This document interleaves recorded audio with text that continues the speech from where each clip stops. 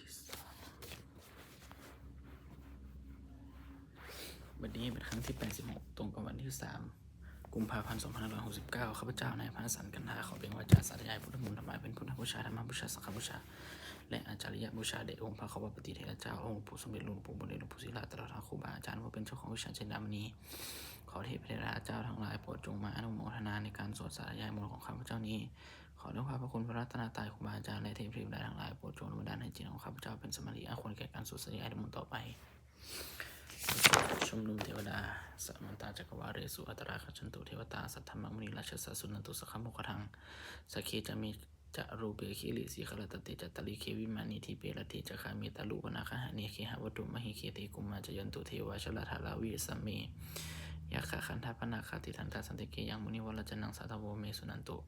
ธรรมสมณกาโลยมรันตาธรรมสมณกาโลยมรันตาธรรมสมณกาโลยมรันตาส่วนนมัสการสิทธิคาถานะโมตัสสะภะคะวะโตอะระหะโตสัมมาสัมพุทธัสสะนะโมตัสสะภะคะวะโตอะระหะโตสัมมาสัมพุทธัสสะนะโมตัสสะภะคะวะโตอะระหะโตสัมมาสัมพุทธัสสะวสุสัจจกริยคาถานัตถิเมสานังอัญญังพุทโธเมสานังวรังอิตินะสัจจวัจเจนะสุทิเมโหตุสุปทานัตถิเมสานังอัญญังธัมโมเมสานังวรังอิตินะสัจจวัจเจนะสุทิเมโหตุสุปทานัตถิเมสานังอัญญังสังโฆเมสานังวรังอิตินะสัจจวัจเจนะโมโสติเมโหตุสุปทาบทสวดมหากุลิโกนาโทติอาธิกาคาถามหากุลิโกนาโทอัตถายาสัพพปินังปุริตวะปรมิสภาปโตสัมโพธิมุตตมังอิเทนะสัจจวัจเจนะมหุตุสัพพุปะวามหากุลิโกนาโทหิตายาสัพพปินังปุริตวะปรมิสภาปโตสัมโพธิมุตตมังอิเทนะสัจจวัจเจนะมหุตุสัพพุปะวามหากุลิโกนาโทสุขยาสัพพปินังปุริตวะปรมิสภาปโตสัมโพธิมุตตมังอิเทนะสัจจวัจเจนะมหุตุสัพพุปะวาสุมหาสมัยสุดเอวามิสุตังเอกังสมัยมะขวาสกิสุวิหารติกปีละปะดุสมิมหามณีมหัตตาภิกขุสกเกนะสติงปัจจามเตหิภิกขุสติหิสปิวารันเตหิทัสหิจโลการะตุหิเทวตาเยภูเยนะสนิปติตาโหติภควตาทัสนายภิกขุสักขัญจะอัตโคจตุนาสัทธาวะสากยิกานังเทวนาเอตระโหสิยังโคภควาสกิสุวิหารติกปีละปะดุสมิมหาติมหาวานิมหัตตาภิกขุสังเกนะสติงปัจจามเตหิภิกขุสติหิสปิวารันเตหิทัสหิจโลการะตุหิเทวตาเยภูเยนะสนิปติตาโหติภควตาทัสนายภิกขุสังขัญจะยันนุนะมยัมปีเยนะภควาเทนุปัสสะกมยมะอุปสังกมิตวะภคโตสัตตุเกปัจเจกะอัฏฐปัสสยมันติอัตโคตาเทวตาสยถาปินะมะพระวาบริโสสัมมชิตังวาปะหังปัสสริยะปัสสริตังวาปะหังสัมมเชวะเอวะวะสุทาวาสิสุเทวิสุอันตรังหิตาภควโตปตุระโตปตุระสังสุอัตโคตาเทวตาภควันตังอาวิวาเทตวะเอกมัตตังอะทังสุเอกมัตตังนิตาโคเอกาเทวตาภควโตสัตติเกอิมังคะภาสีเอกวาสิมหาสมะโยปวานัสมิงเทวกายาสมะขตาอาคันตมะอิมังธรรมะสมะยังทักขิตาเยวะอัปราชิสังคันติอัตโคอัปราเทวตาภควโตสัตติเกอิมังคะทางอภาสีตัตละภิกขโวสามาทางหาสุจิตตังอนุอัตโนอุชุกรรมกังสุสารเทวานิตังยะขันหิตวะอินทะเลยานิละคันติปันติตาติอัตโคอัปราเทวตาภควโตสัตติเกอิมังคะทางอภาสีเชตวะคีลังสิจบะปริสัยทักขิลังโอหัจจามะมิชติจรันติสุธามิวราจักขุมัตตาสุทันตาสุสุนักติอัตโคปราริวตาภควโตสติเกอิมังคารังภาสีเกจิพุทธังสรณังคตาเสนติขมิสันติอะภายะภูมิปหายะมนุสันติแห่งทิวกายังปริปุเรสันติติอัตโคภควาภิกขุอมันเตสีเยปุเยนะคิขเวทัสสุโลกาธาตุสุเทวตาสันนิปติตาโหติตระคตานัสนายะภิกขุสังขัญจันเยบิเตภิกขเวอหิสุสันติตามัทนาอรหันโตสัมมาสัมพุทธาเทสัมปิภควตานังเอตาปรมัยเยวะเทวตาสันนิปติตาหิสุสุยะระปิมายะหังเอตระหิเอปิเตภิกขเววิสันติอนาคตานมัทนาอรหันโตสัมมาสัมพุทธาเทสัมปิภควตานังเอตาปรมัยเยวะเทวตาสันนิปติตาภวิสันติสุยะระปิมายะหังเอตระหิอจิคิสมิภิกขเวเทวกายนังนามณิกิตยิสมิภิกขเวเทวกายนังนามณิเทสิสมิภิกขเวเทวกายนังนามณิตังสุนันทสัตตุกัมมนาสีกโลทาภาสิสมิติเอวันพันเตติโคเตภิกขุภควโตปัจจสุสุภควาอิสัมโมจสิโลกามนุษย์กัสสามีกันทากุมาอัตถสิจายสิตากิริขพลังปหิตาตาสมัยตาปูรุสิหาวัสลินาโลมาหาสิโลมาหาสาภิสัมปุโนโหทาตมนาสาสุทาวิปัสสนามนาวิลาภิโยปัจจสติปตวะปะนิกาปิโลวัตเวตโตอมตยิสัทธาสัพพเกสัสนิละเตทิวกายาอภิกันตาเตวิชนาทภิกขโวติจาตปะมะคลุงสุตวานุสัสสนังเตสัปปตุละหุญานังมนุสานัทสนะอภิเกสตามัทคงสหัสสังอัตตาสตลิงสตังเอเกสหัสสานังมนุสานามัทสุงอภิเกนะตามันทโหทิสัสสะภะหุหะอหุตัจจะสภะมะวิมัญญะภวคิตวะนะจะสุมาตโตอมตยิสัทธาสัสวเกสาวเกสัสนิละเตทิวกายาอภิกันตาเตวิชนาทวิโยเยโมหะกิตยิสมิคิละหิอนุปวโส สัตตสหัสวยาขากุมกปิลวัฏวะอิทิมตุชุติมันโตนามโตยสสิโนโมธรรมานัมปิกโมพิโกนังสมติวนังชัสสหัสหิมวตายาขานานัตวันนิโนอิทิมตุชุติมันโตนามโตยสสิโนโมธรรมานัมปิกโมพิโกนังสมติวนังสัตตคิราติสหัสยาขานานัตวันนิโนอิทิมตุชุติมันโตนามโตยสสิโนโมธรรมานัมปิกโมพิโกนังสมติวนังอิจิเตโสหะสสหัสยาขานานัตวันนิโนอิทิมตุชุติมันโตนามโตยสสิโนโมธรรมานัมปิกโมพิโกนังสมติวนังเวสมิตาปัญจสัตตายาขานานัตวันนิโนอิทิมตุชุติมันโตนามโตยสสิโนโมธรรมานัมปิกโมพิโกนังสมติวนังกุมิโลราชาขัยโกเวปุรัสสานิเวสนามพิโยนังสตาสหัสยขานาปเยโลปัสสติกุมิโลราชาขิโกโสภคัสมิติวนังปุริมัจจทิสังราชาตาหัตตะละโทปัสสสติคณพนาธิปติมหาราชายสสิโสปุตตปิตสารโวยธรรมนามหาพลาอิทิมตุชุติมโตนามโตยสสิโนโมธรรมนาภิกโมภิกขุนังสมติวนังทักขีนาจาทิสังราชาโกวิโลตปัสสสติกุมารนาธิปติมหาราชายสสิโสปุตตปิตสารโวยธรรมนามหาพลาอิทิมตุชุติมโตนามโตยสสิโนโมธรรมนาภิกโมภิกขุนังสมติวนังปัจฉิมัจจทิสังราชาโกวิรูปโคปัสสสตินาคานังอธิปติมหาราชายสสิโสปุตตปิตสารโวยธรรมนามหาพลาอิทิมตุชุติมโตนามโตยสสิโนโมธรรมนาภิกโมภิกขุนังสมติวนังอุตรัญจาริสังราชากุวิโลตัปปัสสสติยคานาอธิปติมหาราชายาสติโสปุตตปิตสัพพันโวยธรรมนามหาปลาอิทิมันโตชุติมันโตนามโตยสสิโนโมธรรมนาภิกโมภิกขุนังสัมติวนังปุริมาทิสังทรัตโตทักขินีนาวิรุหะโกปชิมินาวิรุปโคกุวิโลอุตรันิสังจตโรเตมหาราชาสมันตจตุโรทิสัทธะละมนาอทังสุวันิกปิลวัฏเวเทสมัยมายาวิโนทัสสะอาคูวันจานิกัสถามายากุติทุเวเตทุวิหูจาวิหูโตสหจันโนกมิสิโตจากินุขันธุนิขันธุจะปานาโทโอปมาโยจะเทวสุโตจมัตตลิจิตตสิโนจะทักจะขันทัพโพนะโหราชาจโนสัทโธติมอาคูปจัสสิโคเจวติมพลุสุริยวจัสสะเอเตจันยิจาราชาโนขันทัพภาษาราจุพิโมธรรมานาภิกโมภิกขุนังสมติวนังอาทาคูสหอาทาคูนาคภาสานาคาเวสลาสหัตชกากรรมรัสตละอาคูปยคาสหยติพิยามุนาทัตตละทาจะอาคูนาคายาสสิโนเอราวันโนมหานาโคโสปะคาสมิติวนังเยนะคาราเชสหัตเยขนาคาราเชสหัตสหัสสหัลันติทิปชิชาปคิวิสุทธจักขูเวสหายาสเตวันาชปัตตาสิจลาสุปนาอิติเตสนามังพยันตถานาคราชานามาสีสุปันนาโตขิมามากสิพุทโธสันนาหิวจหิอุปวะหายันตานาคาสุปันนาสารนามากันสุพุทธังชิตาวชิลธาเทนะสัมมุทังอสุราสิตาฟาตโลวาสาวเสติอิติมโตชยัสสิโนกาลกัญชามหาพิสมาอสุราธนาเวคสาเวปจิติสุจิติจัปปหาราโทนมุจิสหสัตตจัปผลิตปุตตานังสัพเพวิโรจนามกะสันในหิตวาพลิงสีนางลาหูพนมุกปะขมุงสมโยพนันนิธรรมเตพิกุณาสังฆมังอาโปจาทิวาปตวีจาเตโชวโยตถาขมุงวรุณาวรุณาเทวาโสโมจะยะสาสะโสโมจะยะสะสาสหะเมตตากรุณากายิกาอาหูเทวายาสสิโนทัสเตทัสสากายาสัพเพนะนัตตวนิโนทิมตุชติมโตนัมตุยสสิโนโมรามานาภิกขุภิกขุนังสัมติวนังเวนุจเทวาสหลิจะอาสมาจารุเพยมาจนะสุปนิสาเทวาจนะมาคุบริขิตาสุริยสุปนิสาเทวาสุริยมาคุบริขิตานาคตานิบริขิตวะอาทาอาคูมันทลาวะหากาวสุนาวัสโวเสโทสักโกปะคาปุรินโททัสติทัสสากายาสัพเพนันตวันนิโนทิมตุชติมโตนันตุยสสิโนโมธรรมานาภิกโมภิกขุนังสัมติวนังอาราโคสหภูเทวะชลามัคคีสิกาลิวะอริตกาจาโลชาจะอุมาปุหนิพานิสิโนวารุณาสหธรรมาจะอจุตะจะอนิชกาสุริยรุจิลาอาคูวาสวะเนสิโนทัสติทัสสากายาสัพเพนันตวันนิโนทิมโตชุติมโตนันตุยสสิโนโมธรรมานาภิกโมภิกขุนังสัมติวนังสมณามหาสมณามานุสามนุสุตมะทิขะปทุสิกาอาคูมนุปทุสิกาอาทาคงอรโยเทวะเย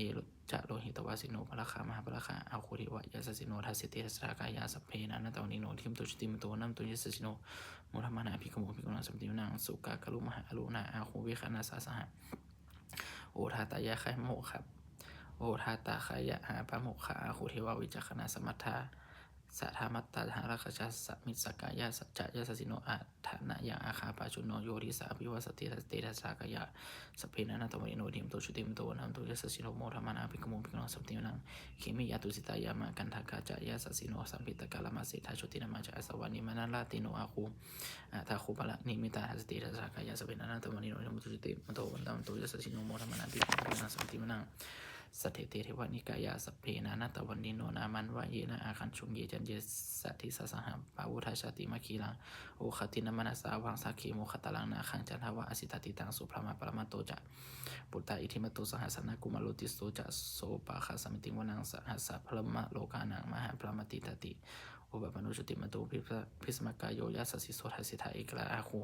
ปัจเจกะวาสาวัติโนเตสัจจะมัจโตอาคาหาริโตปริวาริโตเตจัสสเพอภิกันเตสินทิทิวิสัพพะมะเขวรเสนาอภิกามิปัสสะกันนะหะสัมมันทิยังเอทาคณะหะธรรมนาตาลาไคนาปันธมันตุโวสมตาปริวาริธรรมาวมุจิตากุจินังอิติตถามหาเสโนกันนะหะเสนาเปสยิปานินาตะละมะหัจจะสะลังกตาวานาเพระวังยัตถาวะอุสโกมีโคทันยันโตสวิชโกตาทาโสจุปัจจุทาวติอสังกุโทอสยังวัสเสสัตตสัพพะมิยายามาวคิตวานัจสุมาตโตมันตยิสตาสาวกเกสนิรเตมาลาเสนาอภิกันตาเตวิชนะโหเตจาตปะมะกะโลสุตมาพุทธศาสนา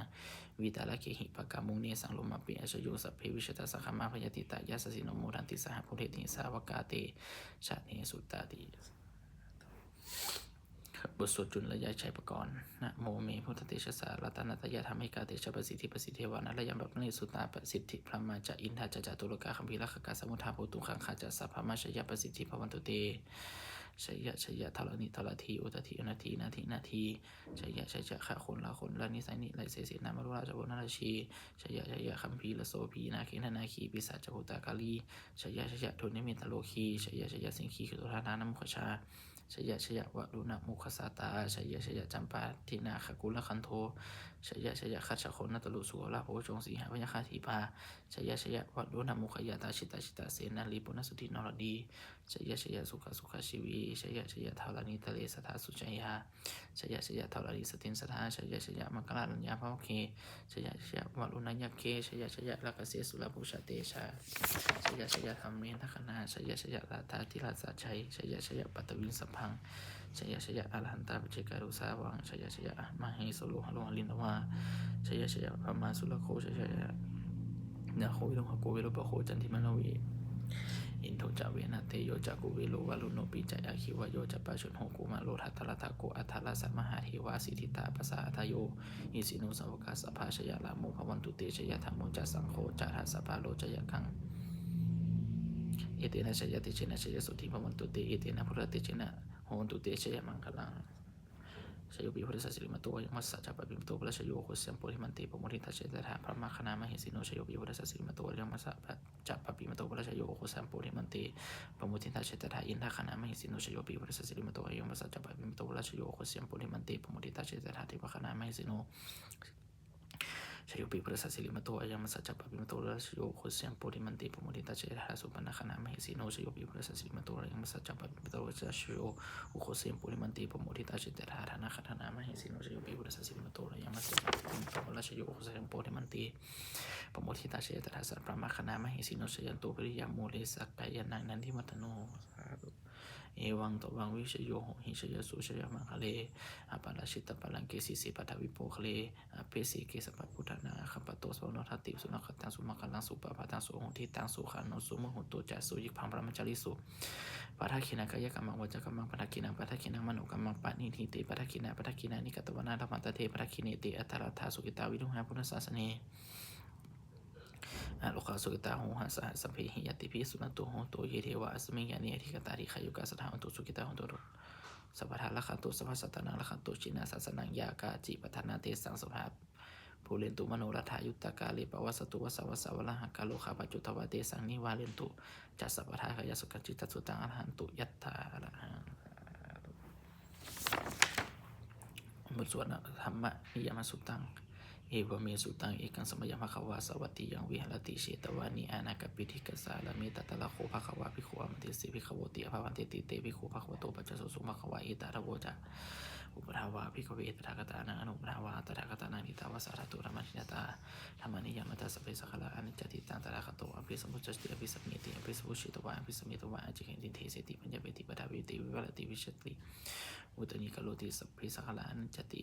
อุปทาวาภิกขเวตถาคตานังอนุปทาวาตถาคตานังนิตาวสารตุธรรมนิยตาธรรมนิยมตัสสะเพสัคละอทุคติตังตถาคโตอภิสัมพุชติอภิสัมมิติอภิสัมพุชิตวะอภิสัมมิตวะอจิเกติเทเสติปัญญเวติปทาวิติวิวัลติวิชติอุตนิกโลติสัพเพสัคละทุคติอุปทาวาภิกขเวตถาคตานังอนุปทาวาตถาคตานังทิตาวสารตุธรรมนิยตาธรรมนิยมตัสสะเพธัมมาอนัตติตังตถาคโตอภิสัมพุชติอภิสัมมิติอภิสัมพุชิตวะอภิสัมมิตวะอจิคติเทเสติปัญญเวติปทาวิติวิวัลติวิชติอุตนิกโลติสัพเพธัมมาอนัตติเอ อิทธะมะโวจะภควตอัตตะมะนาเตภิกขุภควตโตภาสีนังอธิวันทุนติบทสวดพระเทกัตตลคาถาแปลอติตังนานะวาคาเมยะนาปฏิกังเคนะคตังบุคคลไม่ควรคิดถึงสิ่งที่ล่วงไปแล้วด้วยความอะไรและไม่พึงพะวงที่สิ่งยังไม่พึงยทัตติตาปะหินันตาปัตตจานะคตังสิ่งที่เป็นอดีตก็ลับไปแล้วสิ่งที่เป็นอนาคตก็ยังไม่มาปัจจุบันโนจโยธรรมตถาวิปัสสติอาสังหิลังอสังกุปังตังวิธามนุภาโลหะเยผู้ใดเห็นธรรมเกิดขึ้นเฉพาะหน้าในที่นั้นยังแจ่มแจ้งไม่งอกของแขนของความภาคภูมิในการเช่นนั้นไว้อาชีวะกิจจะมาตับปังโกชยามรณังสุเวความเพียรไปกิจจะท่องทำมันนี้เขาจะรู้ความตายแม้พรุ่งนี้นาเฮโนสังขลันเตนะมหันเสนีนะมัจจุนาพวกการบัตรเพียรต่อมัจจุราสมิเสนามากย่อมไม่มีสำหรับเราเอวังวิหารมัตตปิงเอาโหรัตมาตันที่ต่างๆวิพระกะโตติสันโตอเจคะ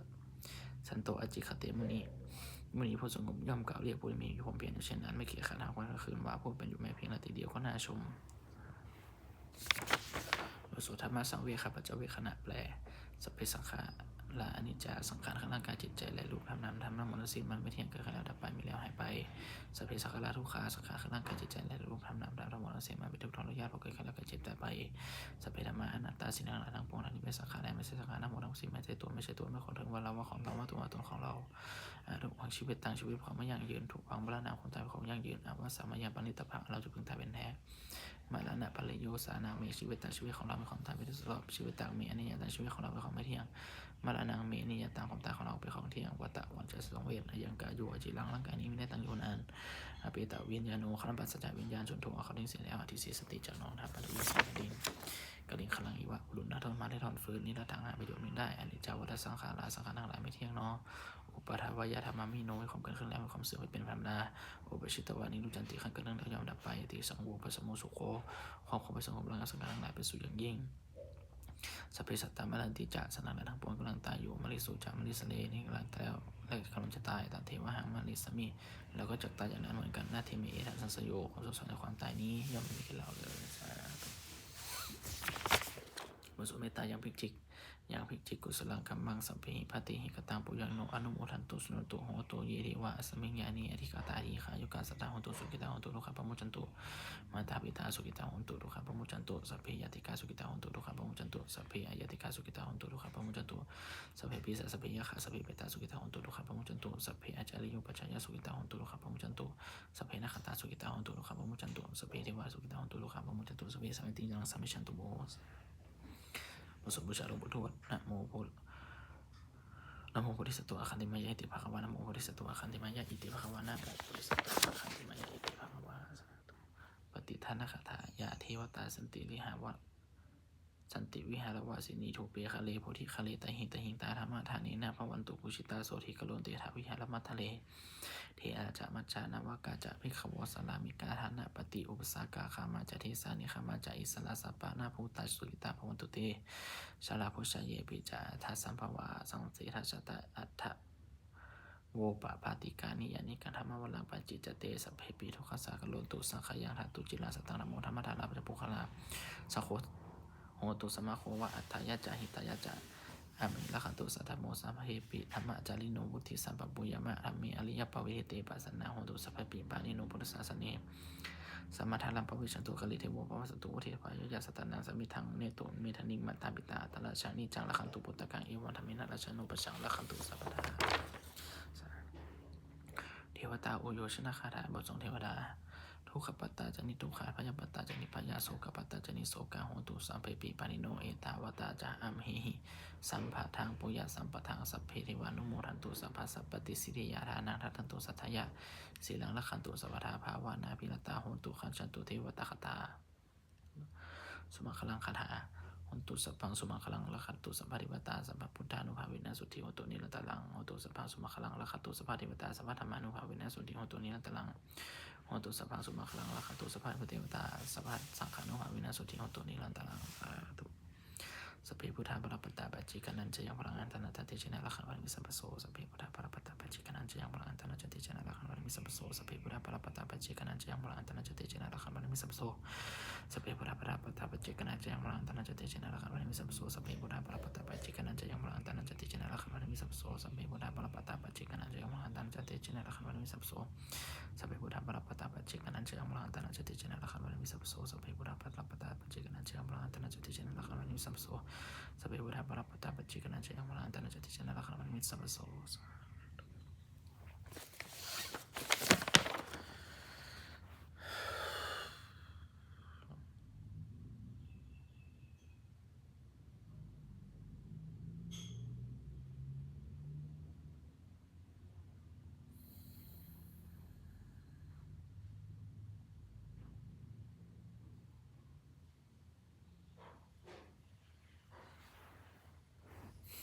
ด้วยอำนาจในบุญกุศลที่ข้าพเจ้าได้สวดใส่พระธรรมนี้ข้าพเจ้าน้อมเข้าที่ถวายเป็นพระราชกุศลในสมเด็จพระเจ้าสิริกิติ์พระบรมราชินีนาถในพระบรมชนนีสุ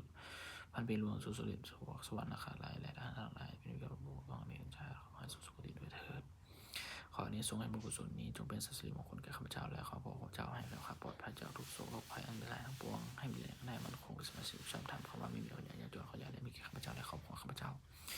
ขอให้ข้าพเจ้ามีสมาธิที่ตั้งมั่นในทางคำสอนในองค์สมเด็จสมมาสมุทรเจ้าดำรงอยู่ในความดีงามตลอดกาลนานอิทธาขอเทพเทวดาทั้งหลายได้องค์โมทนาสาธุมนต์สมบูรณ์ฤาษีประสานพรอนุโภคอนุภาพให้มงคลไปสู่วัตถุปฏิตาแล้วทีฝ่ายไทยฝ่ายลาวแล้วและหมดทั้งปวงของ30องค์ด้วยจัดสร้างเครื่องเปลี่ยนโดยพุทธพระเทวานุภานิพพานพระศักดิ์สิทธิ์หน่วยวันพระเป็นสิริมงคลให้ผู้ของผู้ประชาทุกการด้วยเธอและมงคลสุดในข้าพเจ้าทั้งนี้ที่ได้แก่เจ้าบ้านและเวียของเจ้าและตั้งใจกันดีและตั้งใจกันดีขออโหสิกรรมสังฆในการด้วยเธอและ